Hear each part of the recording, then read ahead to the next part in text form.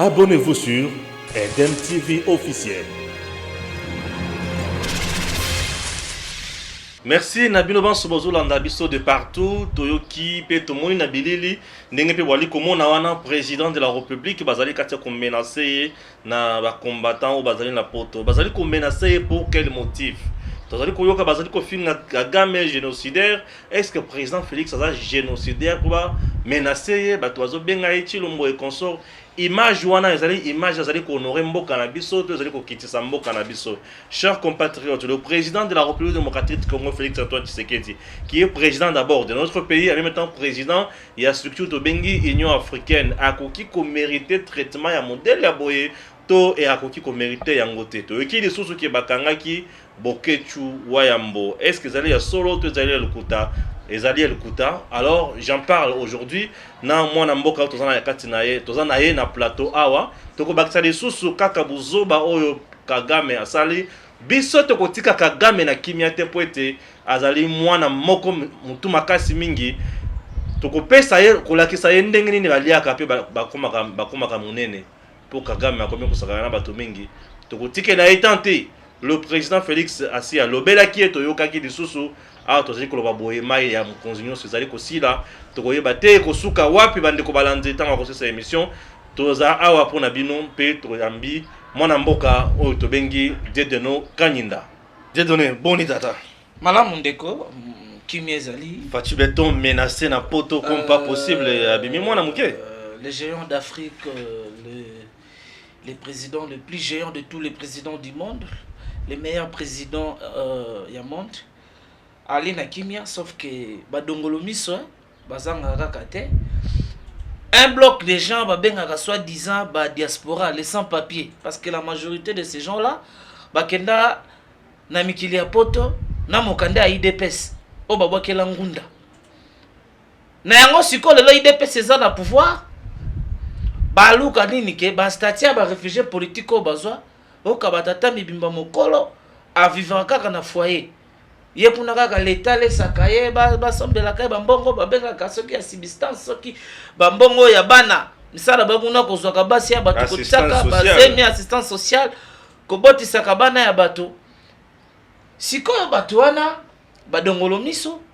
Le président de la République Fachi Beton, chef de l'État, tango akitaki na mikili ya poto na Paris aki na double statut ya liboso ezalaki président de la République démocratique du Congo et ami balé président de l'Union africaine. La diaspora ya Congo, la diaspora congolaise ya mboka na biso, c'est une diaspora de la honte. Chef de l'État na début ya pouvoir na ye aebisi bango ete bazonga bayana ba expertise ya bango boya oyekola kinde basala kamwa manioko yakola kisa expertise wana na mboka otangaki na Sorbonne na Panthéon na ULB na partout yaka kopesa expertise na mboka mais bato wana zomona mutazo laksane musuni ya hamburger tala musuni okunezali. Vous voyez comment diaspora ya mboka na biso eza réduit na se pona nini bakenda kuna kowele loko babenga assistance sociale alia alata simisi ya kitoko pona ye c'est fini. Awokanga bot bakoma ba donneur de leçons abatu balobaka trop. Faut pas généraliser les cas. Tant la zone diaspora otile lo bazaka na médiocrité le quoi beaucoup tu premier un monsieur sans niveau, sans éducation, sans formation, sans instruction. Ben oui, je m'adresse à ce monsieur. Mota koma tina niveau ko pasola drapeau ya biso ya mboka. Drapeau. Eli symbole. Ya mboka. Yazu ya pasoli. Moto mobimba a construire combat na ekaka na mafinga. Oloba boye osala boye. Un monsieur comme Boketu, un raté de la société. Hein? Il y a des Congolais au bazali na mikili ya poto ba Congolais diaspora. Oh, soro solo li normalement que moto eliko sala. Azo pesa bakanisa, azo pesa ba expertise. Bazebele, je peux citer même ba kombo na bango. Ok, tango solo do soti que te moto akene na mikili ya poto pona bilamba te akene na mikili ya poto pona te lobi to mona kaena na Zénith de Paris na Olympia na nini te akendaki na mikili ya poto koyekola po azonga na mboka apesa makanisi. atambwisa école. Mais dans la diaspora, ce spectacle désolant, oh bazo pesa biso, bazo offrir na biso. Mokonzi mboka ye, yo bimi na nzela pour saboter arriver mokonzi mboka. Malgré nos divergences politiques, malgré nos appartenances ethno-tribales, Congolais. Mais ça fait un peu la honte, il y a que parmi les chefs de l'État, nous sommes ressortis. Ça fait pourquoi parce qu'ils ne peuvent pas attaquer le président Nabiso.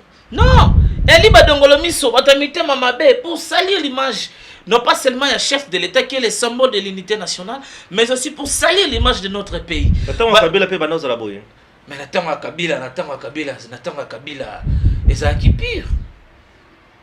Kobo y a même un musicien Babeta.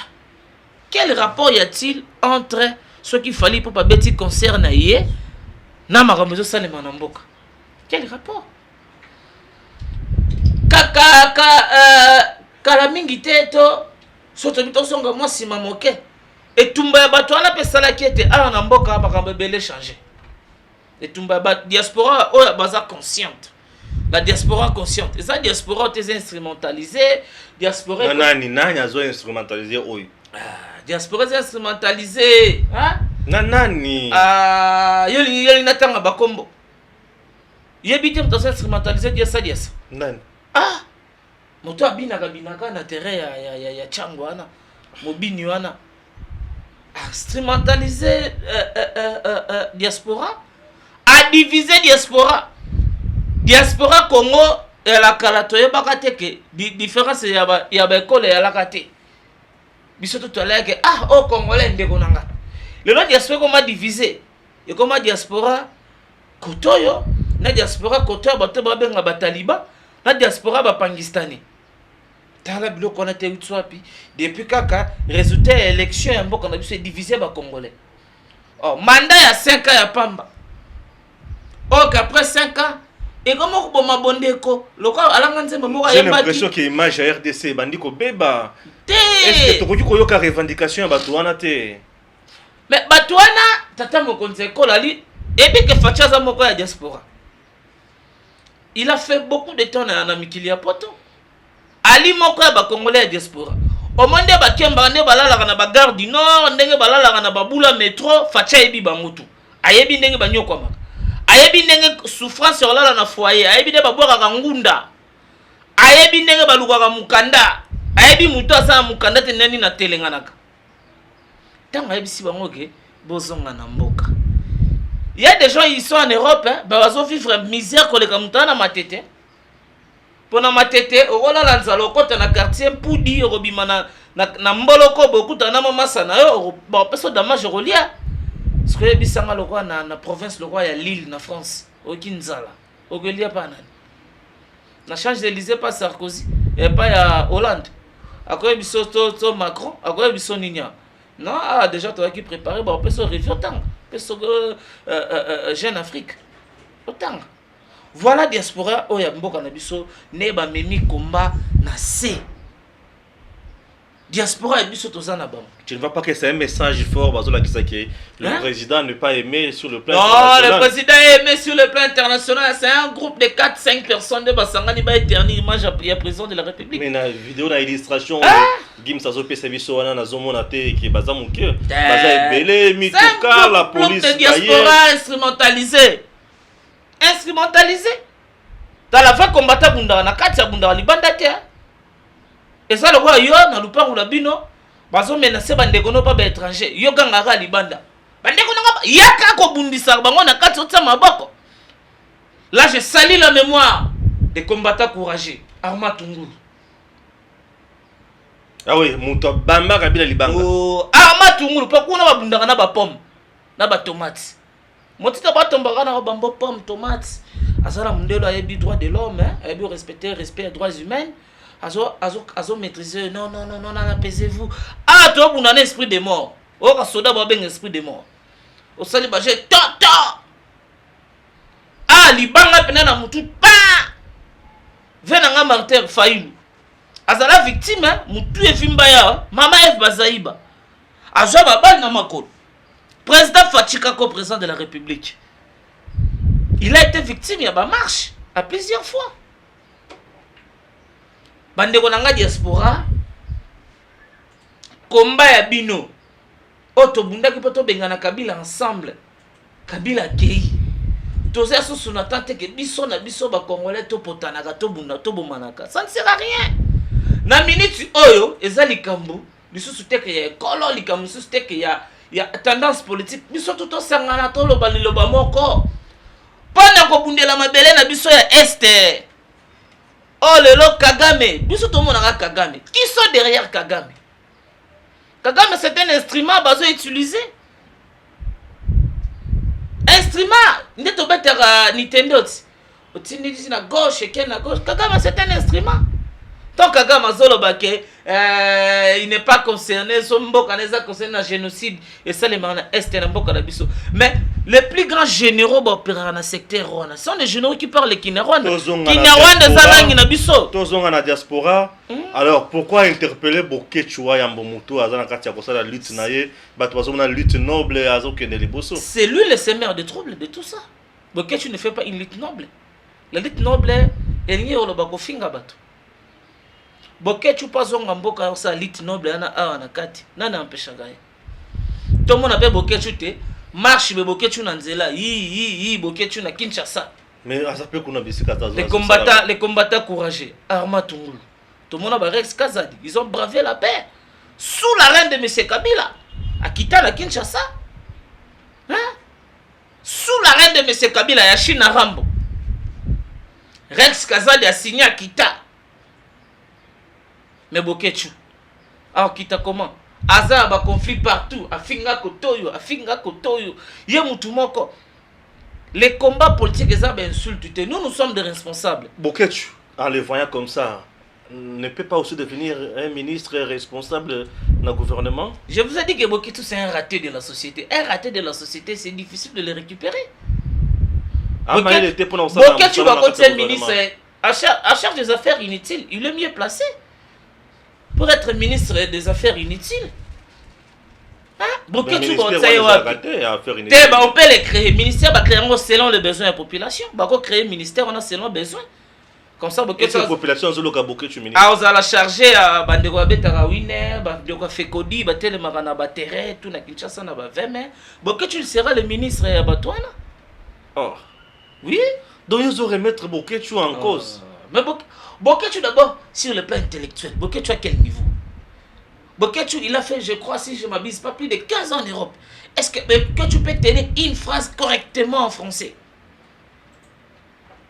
Mikoloto sali na poto wana baninga maele bazonga ba classe azuma formation moi 4 mois 6 mois 12 mois et une année baninga maele na Belgique Bokechu alakana basali ba Sorbonne basali ba ULB basali ba Louvain basali ba Université de Liège Bokechu a étudié où?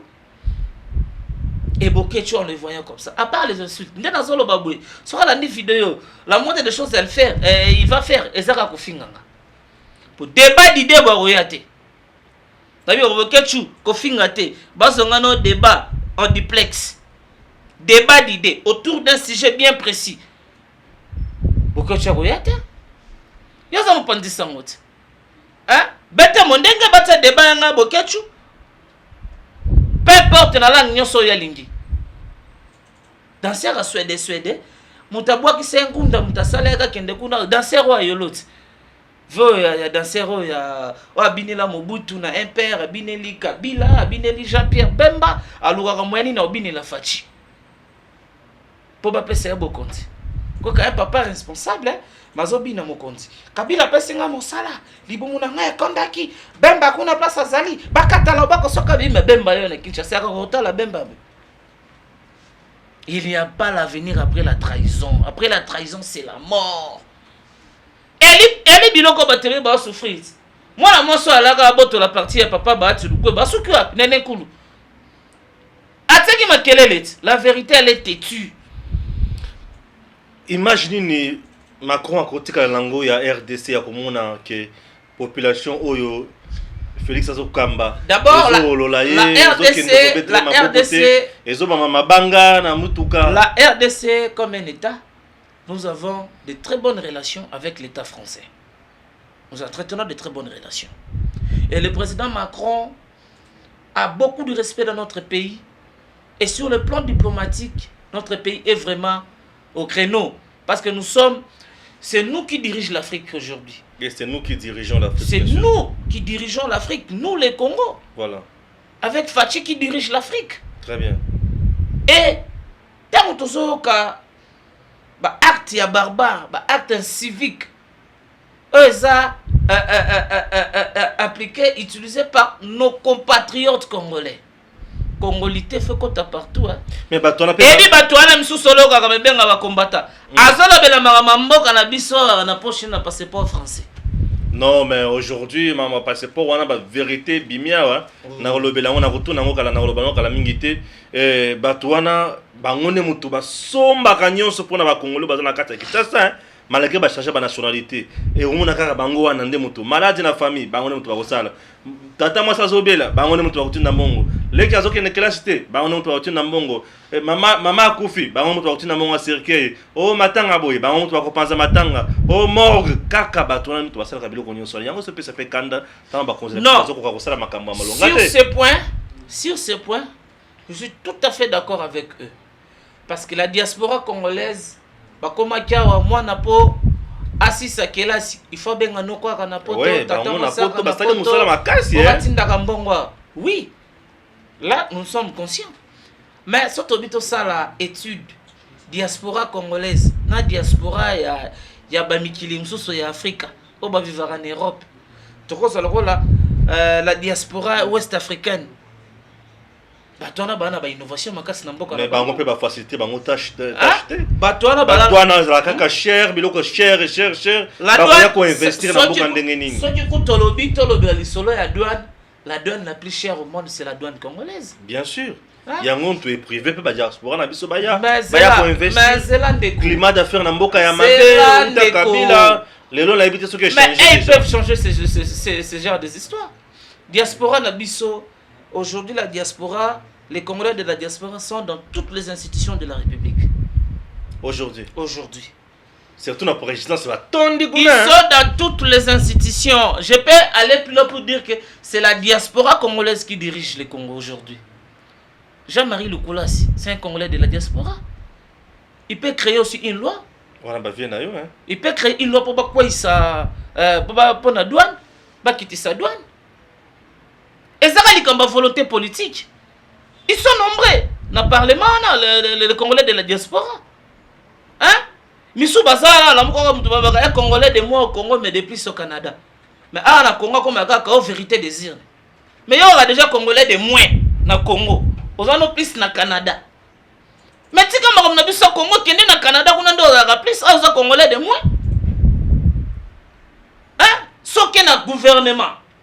Nous avons des Congolais de la diaspora qui sont des ministres. Hein? Madame Akassia Bandoboli, le ministre l'honoraire, il y a l'économie nationale. Elle est de la diaspora. Et Teni Longondo, diaspora. Badie Belé, hein? Didier Boudimou, reconduit, un Congolais de la diaspora. C'est quoi? Qu'est-ce que ces diasporas-là, oh, le bazana gestion et choses publiques. Basali peut être bakiti sa douane peut permettre baninga na banga et que ça fait très mal hein dans mboka na biso Congo appareil au cas soit le ville à Kinshasa le gouverneur de la ville Gentile Ngobila c'est Congolais de la diaspora appareil au combat prince combat balabala na France na Mikili Poto gouverneur Ngobila et bien ça coûte combien 1200 €. Mais cortège quand Ngobila c'est plus de $500,000. C'est un gouverneur. N'est pas un gouverneur, il faut cortège n'est en appli. Non, je suis en train de donner ma réflexion. Pour moi, c'est de trop. Ça va sur bon, on a ba sombi ba machine, on a pas bon sanzela. Pour nous kirer canifo ko bon sanzela. Vous savez combien coûte caractère moko? C'est $12,000. Mais na Congo il y a un ministre, azotambolana $40,000 4 fois, fois 4. Attendez, Badjip suite. Mais tout ça, bah dépense inutile et puis Badjip là tout, il faut battre un carburant plein. Voilà nous surtout na mbongo na biso ba Congolais. Pendant que nous sommes dans un même pays où il n'y a pas de route, il faut construire les routes. Nous sommes dans un pays où il faut refonder l'État, où l'autorité de l'État n'existait pas dans certains coins de la République. Là, on a lancé l'état de siège. La province de l'Ituri et celui du Nord Kivu est fortement militarisée. L'armée prend la gestion. Il y a un service Nyonso. C'est bien bon. C'est bien bon pour mettre fin à l'insécurité et réinstaurer l'autorité de l'État. Mais il faut état de siège, on n'a pas intensifié. C'est bon, toko na makambo état de siège. Ah siko toko ta na makambo poto zo la diaspora congolaise. Toko ta lisusu na polémique ya makambo congolité nationalité. Au moment où je vous parle, to landaki Georges Kapiamba koleka na ba onde ya top Congo pona koloba ke Tchani muto koloba azoluka makambo ya nationalité ya père na mère pona ozala président de la République démocratique du Congo azali koluka mubulu na mboka wana eloko ya liboso mais lelo pe na moni bato Moïse Katumbi lisusu babandi ko balancer ba passeport américain ya Noël Tchani bazali koloba ke azali américain azali na passeport américain azali nationalité américaine pour nini azoya ko embrouiller biso na Congo yo lobi nini. On doit éviter de personnaliser les débats. Personnaliser le débat, c'est-à-dire Tchani a lancé un débat scientifique. Oh, pour le contredire, il faut amener les arguments scientifiques. Article 23, article 23, mais balobi déjà qu'il y a un mot quoi ça nos Congolais, article, babite qu'il faut être Congolais ou pas babi, il faut être Congolais de père et de mère. N'est-ce pas que Tchani est Congolais de père et de mère? Quand lui, il était la nationalité de Tchani, est-ce qu'ils savent que si Tchani avait renoncé à sa nationalité, la nationalité congolaise, elle est jalouse, elle est une exclusive. Et ça a contenu une autre nationalité. Donc par là, c'est qui a un passeport américain. Tchani, la CENI a bel et bien réceptionné sa candidature. Et les gars qui ne tapent tout. La vérification, il y a identité. Si Tchani était étranger, CENI n'allait pas réceptionner sa candidature. Encore moins, la Cour constitutionnelle n'allait pas valider sa candidature. Parce que CENI a un traitement, il y a candidature. En se conformant, il y a loi électorale. Maintenant, Cour constitutionnelle, il y a sur quoi Zalaga, juge la constitutionnalité. Azoluka conformité dans la constitution. Est-ce que ça a kobala arabi ba passeport ya Tchani américain? Ba passeport ya bana ya Tchani américain. Là ce sont des intox, les gens qui fuient le vrai débat. Là ce sont les gens qui fuient le vrai débat. Monsieur Bamo bimisana na mwana mwasi mo bazalaka na ba relation particulière na ba relation na Tchani. Tchani c'était un homme comme toute autre personne. Alors qu'il n'a pas relation na mwana mwasi ici là. Et qu'est-ce qu'il a ça peut affecter na initiative Oyazui. Il a lancé un débat scientifique au sein de l'ensemble pour la République. Ils ont des scientifiques. Il y a des Kamita, tout. Il y a ils sont nombreux. Kamita avait abandonné son parti politique. Voilà les gens. Voilà les gens tout ça na bon mboka o. Donc ba sombi yo mutu na parti, na ba cadre, na ba serrano na ba militant. Donc il y a ba ndenge et ba tek équipe. Bateki ba joueur, comité, staff technique, bateki na ba supporter. Lokwa moto wana Moïse Katumbi aso sombara ba parti. Yaka Kamata Kota awa. Mais non, Tchani a lancé un débat scientifique. Au sien il y a ensemble comme parti politique à qui je beaucoup de respect. Aujourd'hui, na kati ya Assemblée nationale déjà loi wana si ba déposer kuna. Mais oui. Ba lobby avec la bénédiction ya batu ya pouvoir, ba releki sango pour na éliminer Katumbi pour ba tika makambo te. Katumbi c'est un mini fretin, on peut pas avoir peur de Katumbi. C'est un mini fretin. Katumbi sur le plan national, Katumbi ne pèse pas. Ba lobby sur le plan national, Katumbi n'a même pas un nom. Chez moi nganda jika baby Katumbi te. Et vous soyez temps. Et vous soyez temps, nakanya bayombe ah bayebi Katumbi te. Tika babilo kwa na balo ba comme ça Katumbi. Katumbi c'est un poids mouche, il représente rien au niveau national. Mais oui. Katumbi au niveau national il ne représente rien. Il a été gouverneur, seule fonction exercée dans vie naïe. Il a été gouverneur, il y a espace Grand Katanga. Au niveau national, Katumbi n'a exercé aucune fonction. Il a été député national à Tikala ko siégé. Katumbi n'a même pas un poids politique. Hein? Na CVNL la ranini. Vendeur de minerais, président Mazembe, c'est tout. Vendeur de minerais. Na CV Katumbi ni nezakuna.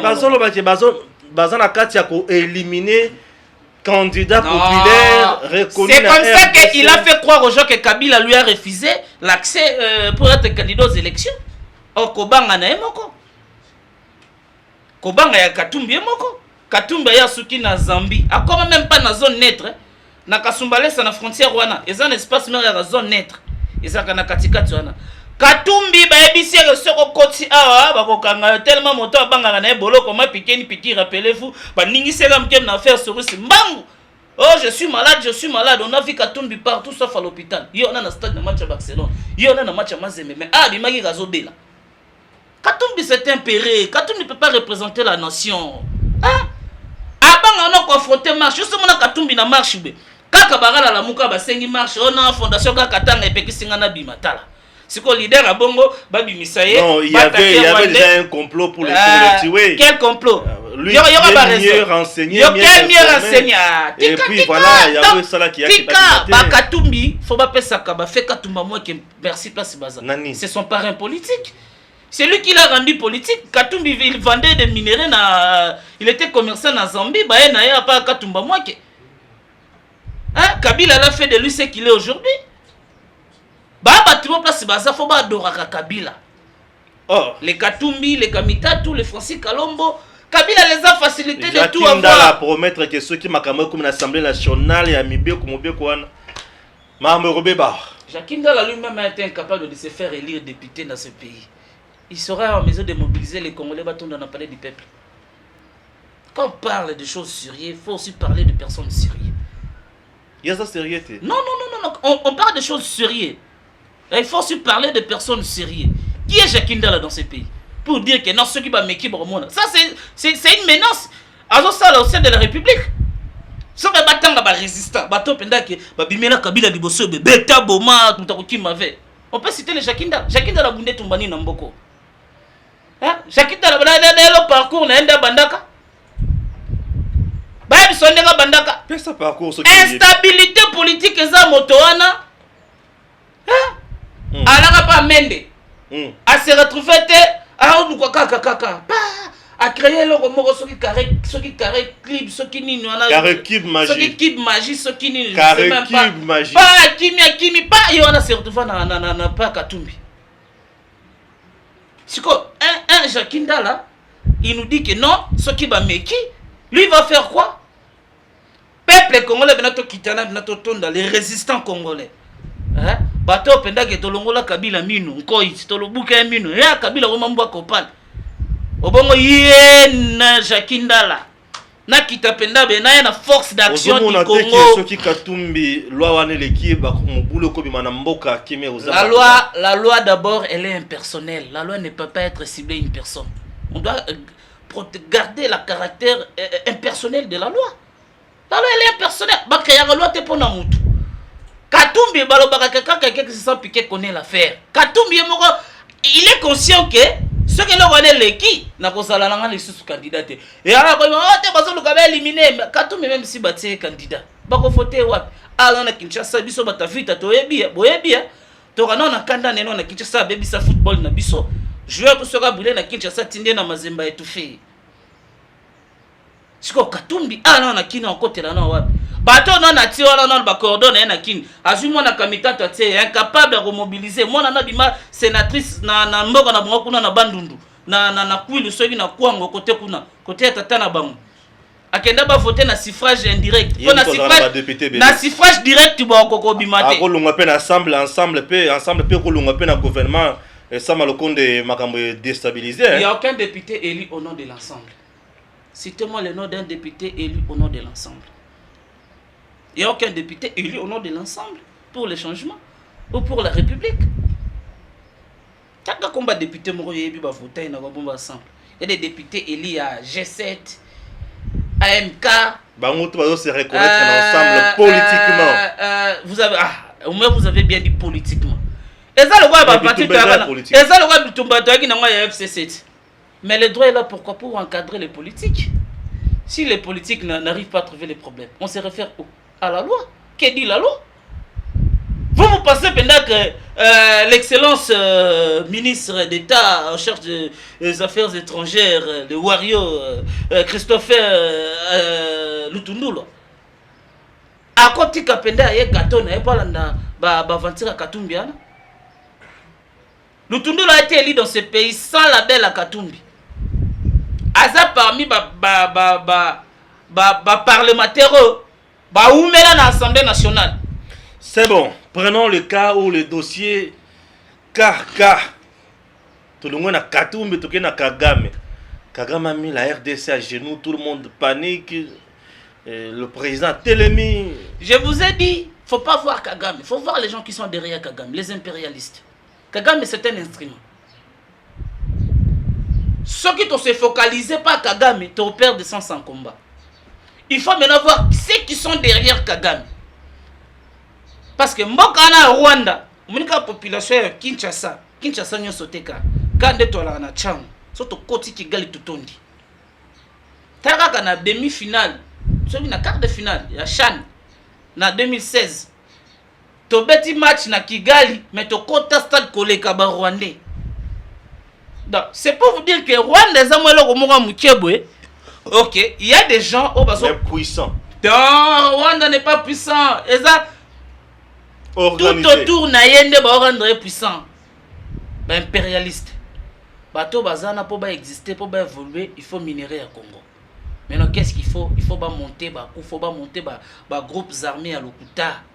Maintenant, les locaux pané Sili, la FARDC armée à Makasi, ils ont récupéré même la zone où ils ont occupé pendant 10 ans dans les rebelles, au drapeau national, pour la chose au PEPA, dans les Sengonyoso.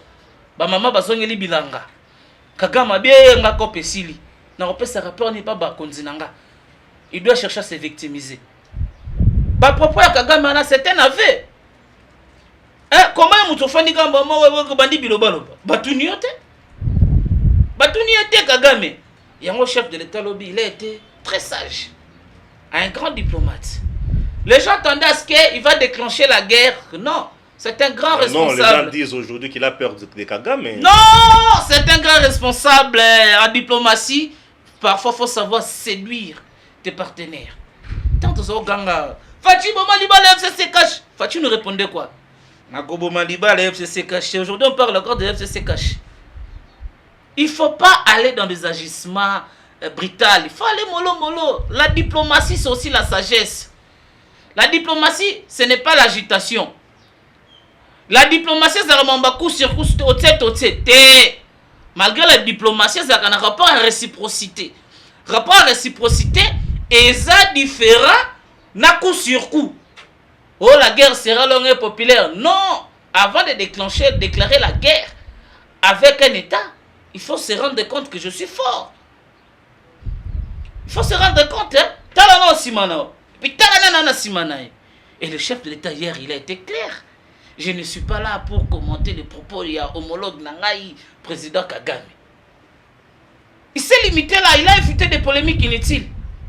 Mais, il est un grand responsable. Azam Okonza Union africain. Il est là pour résoudre les conflits. Na Afrique Mobimba. Parce que si lui, il est là pour résoudre les conflits de l'Afrique, à côté de conflit. Et qui va les résoudre les conflits? Lui, il est là pour mettre la paix, pour résoudre les conflits en Afrique.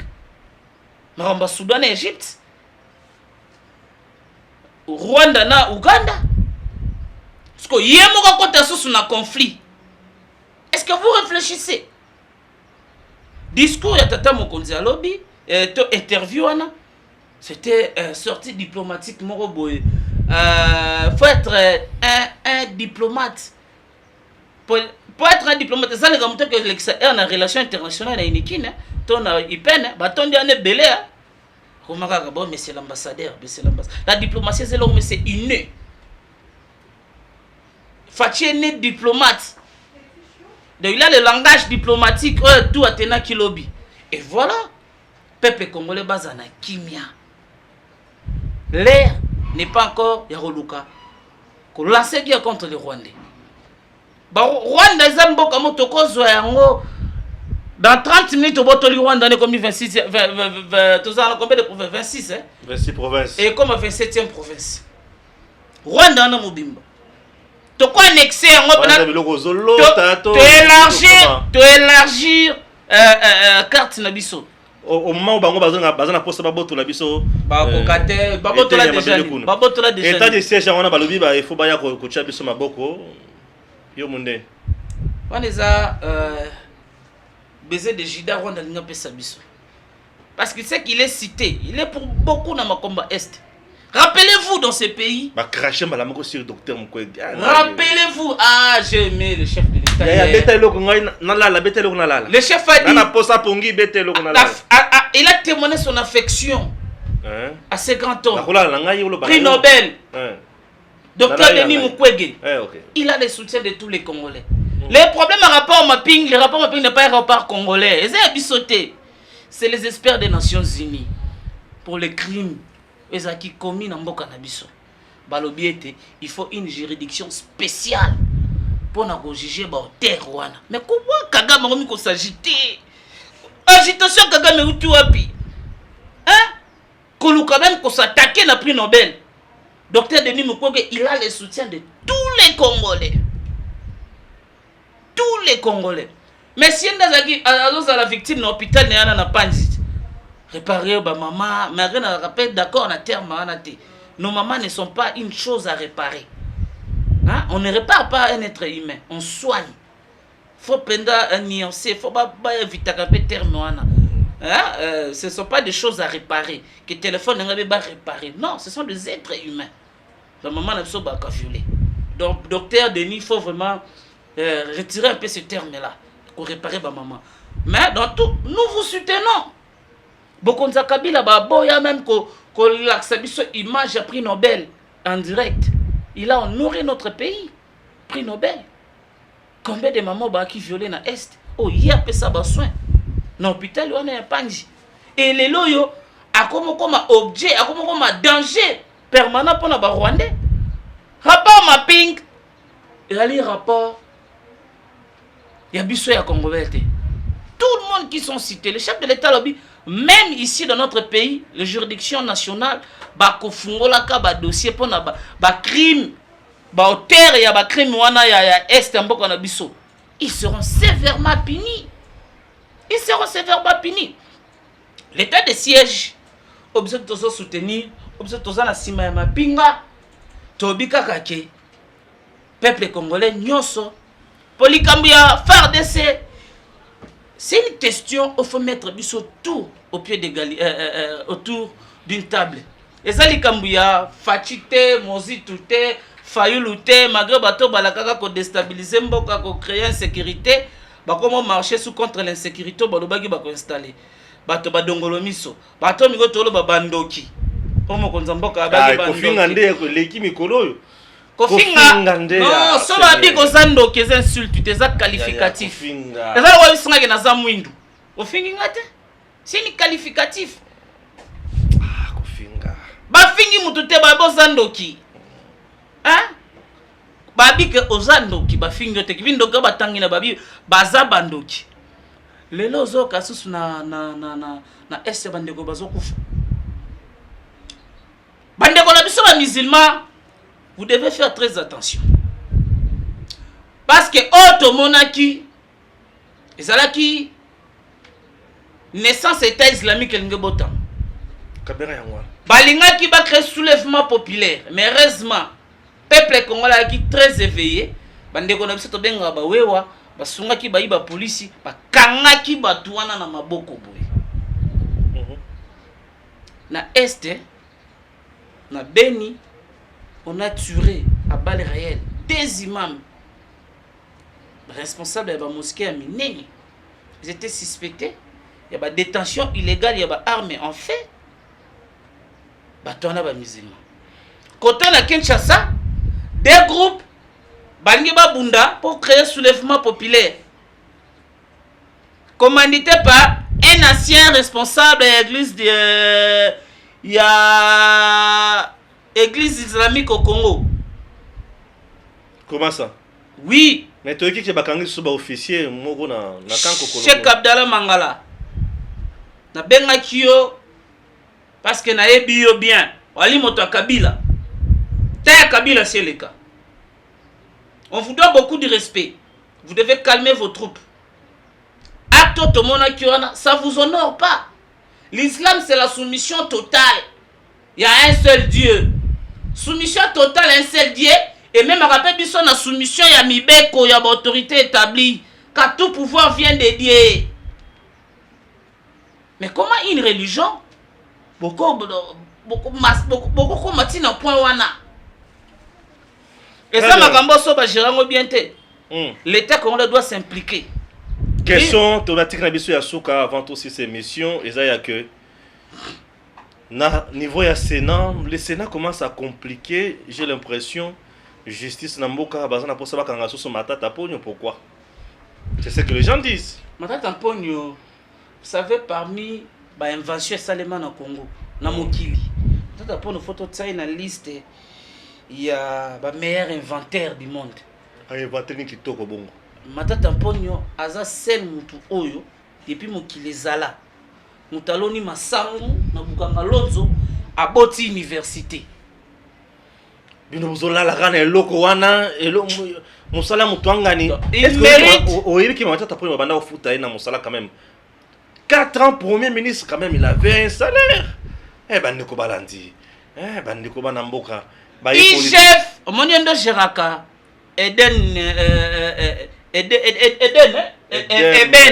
Eben TV na Eden papa Eden be zo côté la ngata na monoko na pesi mama Benedict Mbote yoka Edem TV officiel ndengo Geraka okomona jamais babetelo papa inspecteur général des finances non ici c'est une entreprise publique privée. Votre gestion est tali IGFT. Mais respectez Kakande, bateau bazana katia. Si on a violé loi morobe ya bateau, la guerrière de travail et prévoyance sociale. Au monde est qui tole l'inspecteur de travail ba quitter là yo. So ba komo yo bazana barrière ba salaire. Quitter là yo. Mais sur la gestion est tali IGFT, Oliambon. Ozambon Osombandako. Et ayo Matata Pogno a été le premier ministre de notre pays. Et le projet Bukangalonzo Zaki projet à Kolona Bilanga, ça a été financé par l'argent des contribuables congolais. Mbongo yanga yayo yaye nde sala qui était projet wana e fanda. Sikoyo Matata Pogno balona masangu. Si lelo congolais moko te saliata vers moko ata likuti moko masangu ya biloko Bukangalonzo bima beteka ma wapi tika bakwa de bata masango za kozalata batie Bukangalonzo munene koma nango bandako ya basusete la police ba conteneur batsaka bakoteka masangu yo sebe bima yo mela potopoto te vers moko masango Bukangalonzo et comme susete la police ata maki oya bandele komani kende na bandela na mola. Voilà, je vais vérifier. Et maintenant, j'ai failli enquêter. À Monique, soupçon grave. Il y a détournement, il y a fonds, il y a deniers publics. J'ai fait ça. Azana na banquette administrative et sur les finances publiques. J'ai fait ça, ce n'est pas une juridiction compétente. Il y a la police financière, akosala mosalo ya ye soka découvrir kamoni banga atindi dossier à qui de droit le parquet maintenant qu'on convoque maintenant parquet pas convoqué parce qu'il est député sénateur azana ba militaire zo jouir na maintenant une minute parquet a commis bureau ya Sénat. Problème à militaire, ce n'est pas le bureau qui décide, c'est la plénière. Ouais. Jusque là plénière n'a pas décidé. Autozolo kana ba réseaux sociaux lokuta ba boy ko lever militaire matata. Non. Le Sénat est la chambre ya ba sage. Sénat ba bomba ba miibi pour protéger les criminels économiques. Sénat za wana chambre ya ba sage ya ba tomaele ya ba tobwanya. Ba ko examiner des réquisitoires du ministère public, c'est la deuxième fois parce qu'il y a des bossons qui sont dans la lanterne. Bah tamé deuxième. Nous sommes qui tient l'Assemblée nationale. Bah aussi on a des députés Msoubazana. Oh bah il va misolo à l'État. Bah l'amboka tozana Kenya. Le sage président à qui déjà je présente mes condoléances, le plus attristé. Il avait perdu son père, le président de sa mère. Le président du Sénat. Vraiment vous avez. Il a perdu sa mère. Il a perdu sa mère. C'est ce que j'ai dit. Sa mère. Tu as dit son père. Non, sa mère. Sa mère. Merci. Vraiment, que Dieu seul vous console, honorable président, console toute la famille biologique et politique. Donc, mes condoléances les plus attristées. Bako examiner yango et Matata Mponi akobikate, il sera traduit, il sera devant le juge. Je vais chuter par le komoko na yokaki. Et puis que namboka na biso injustice eza makasi. Moto yibi 57 millions. Bazo benga un honneur, c'est un détournement, vol intellectuel. Mais moi na o kaka akataki msusa yibotolaki mama moko téléphone ayibi kabelo 6 ya $70 bakati kovo bafandisi na mabele batindie na Kanyamaka sisi yango wana nazo senga réparation ya discrimination o ya injustice o bozo sala batina nani na Kanyamaka sisi. Vital Kamerhe doit rejoindre l'équipe de Kuluna na Kanyamaka sisi. Oli Lunga, ministre de la santé honoraire, il doit rejoindre les troupes là qui sont dans le Kanyamaka CC. Willy Bakonga. Mais ce sont les volets. Na moto a yibi téléphone. Parce que j'ai fêté le code pénal du début à la fin. Infraction comme Kouloune et réalité. Banana baka pour soit destruction méchante, vol qualifié, vol à main armée, détention illégale des armes à feu ou les armes blanches, soit diffamation. Banana baka, hein? T'as obi Koulouna. Parce que na droit bakondana kamutu, na droit pénal bakondana kamutu kaka soki mibeko elobi. Soki mibeko elobi le côté bako condamné oté. Ça c'est le droit. Merci. Voilà pourquoi Oli Lunga a été condamné dans ce pays pour les travaux forcés.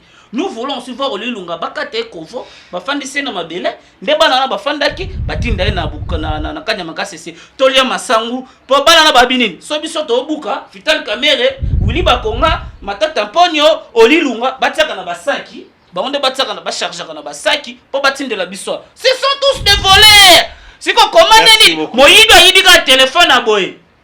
Ateki $50 bokangie boy million bokati kovo mais muto ayibi 57 millions. Combien de familles bominzala? C'est bon. 57 millions ça peut aider l'État à payer combien de fonctionnaires? Merci. Yango nazo senga général Kasongo Kabwit, il faut réparer cette injustice dans le plus vite que possible. Dans les délais le plus vite que possible. Il faut réparer cette injustice. Nous voulons voir Willy Bakonga Fandi Nasi Kovo, Bakati Banoana, Vital Kamerhe, Kovo, Oli Lunga, Kovo, Matata Mponi pas rejoindre, Kovo, Bruno Chibala, Kovo, Nemi Moulania, Kovo, Shader, Kovo, ce sont tous des Koulouna. Bien au moins les gars Koulouna en kilote, na basengle, et les Koulouna en cravate. Botiki Bango, c'est bon. Les Kokonyangé, les Bochab, les Minakou sont tous des Koulouna en cravate. Bah, et biso na bilanga na Kanyamaka sisi. Ole pena masangu bende Kokonyangé witaneni. Masangu Kokonyanga lonaki. Obaluki boy, ole moi lignoko ya Vital Kamerhe. Ya mama mboko bilanga. Ole lignoko Vital Kamerhe ko poti. À très bientôt. Merci beaucoup peuple congolais. Batu wasenga numéro de téléphone. Oui, donné. Je suis joignable au numéro plus 243 81 32 555 89.